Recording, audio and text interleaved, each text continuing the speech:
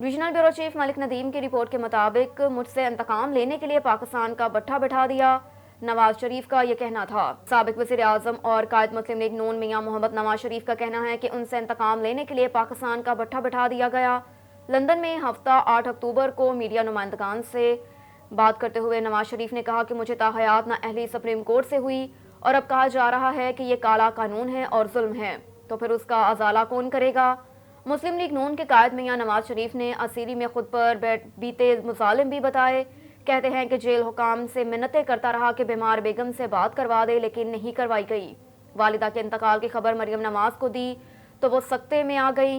साबिक वज़ीर आज़म का कहना था कि मेरी वालदा मुझसे खसूसी प्यार करती थी। पिंडी जेल में हफ्ते में एक मरतबा आकर मिलती तो कहती मैंने तुम्हारे बगैर वापस नहीं जाना, लेकिन उनको तसल्ली देता कि ऐसा नहीं हो सकता तो कहती फिर मुझे भी इधर ही रख लो। मजीद कहा कि शहबाज शरीफ को हमेशा गिला रहा कि अम्मी जान मुझसे ज्यादा प्यार करती हैं। जब वालिदा ने जान दी तो मेरे हाथों में थी।